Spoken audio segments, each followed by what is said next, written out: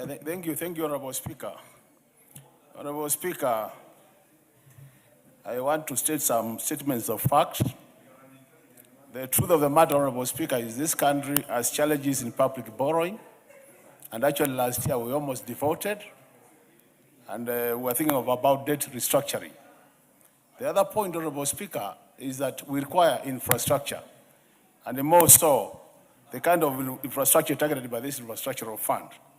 But for us to achieve that, Honorable Speaker, we require a very good legal framework. And I think the whole essence of this bill is to provide that framework. The way it is now, Honorable Speaker, there are gaps which, if not addressed, will not make us achieve our objective. And that's why I want to go on record some of the things we must do if we get it right, Honorable Speaker. One of them, Honorable Speaker, is the issue of public debt. Honorable Speaker, this House every year passes a document called medium-term debt strategy, which defines the levels of borrowing and the mixed ratios of borrowing, Honorable Speaker. And that document is properly discussed by our Committee on Public Debt and Privatization. And on the basis of that discussion, we agree on how much to borrow and how much not to borrow, Honorable Speaker. What this fund is doing is going to borrow outside that framework. And as a country, we want to get it right, either agree that this fund will not be borrowing, or if they are borrowing, then we need that framework to be within the medium-term debt strategy. In that case, we'll be able to know how much we are borrowing and how much you need to pay, Honorable Speaker. The second issue, Honorable Speaker, is critical is, if you look at this bill, it gives excessive powers to the CS Treasury. And there is no way you can have a fund of this nature, Honorable Speaker, which has so much resources, and you put it in the hands of a cabinet secretary with minimal controls and checks and balances, Honorable Speaker. So that's another area we must address. The other point, Honorable Speaker, is the issue of equity. If you look at this bill, Honorable Speaker, it talks about investment plan, which will be discussed. Over time, Honorable Speaker, we have been saying there are issues of equitable distribution of public resources, Honorable Speaker, in this country. When you look at this fund, there is no attempt at all, Honorable Speaker, to tell Kenyans how will we ensure equity in the distribution of this fund, so that even as we talk about the commercially viable projects, Honorable Speaker, that we know that Kenya is a country and these funds belong to the country, Honorable Speaker. So issues of equity must be addressed, Honorable Speaker. The other thing, Honorable Speaker, which is critical, and I think Honorable members need to listen to this, Honorable members. Once we fast this fund to become an act of parliament, Honorable members, there will be minimal oversight by this House.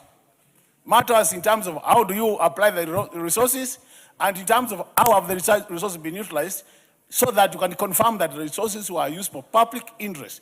That's an area as a House. If you pass as it is, Honorable Speaker, we will be having a challenge, Honorable Speaker. And I wish members can rise to the occasion so that we don't justice to this bill. Actually, I like the statement which was being given by Honorable Undo. Majority Leader, we've been with you in this House for long. If we are to do justice to this bill, I think we need to redraft this bill. Because even if you make amendments, they are going to be so much that for you to get it right, you would rather have a new bill.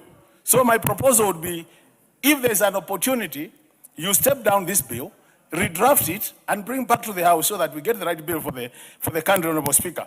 Honorable Speaker, the other issue is the issue of the CEO and the administrator, the fund administrator, Honorable Speaker. I remember yesterday there was a mention that this has been sorted out in the committee report. But I want to say, even look at our constitution, any fund you create, the topmost officer, technical officer, should be an administrator. So we need an administrator of the fund, not a CEO. And that must be sorted out. Otherwise, you'll have conflict of interest, and then issues of management will be a challenge, Honorable Speaker. The other issue, Honorable Speaker, is when you look at the bill, it says issues of salaries, allowances will be discussed or will be directed by the CS Treasury. In this country, we'll have a constitutional commission called SCRC, which determines salaries and commissions for public servants and state officers. I think we need to get that right so that we align it and get that is done by the right office, which is a constitutional office, Honorable Speaker. Honorable Speaker, as I conclude, these things we are discussing here, the infrastructure we require, Honorable Speaker, most of them are engineering in nature.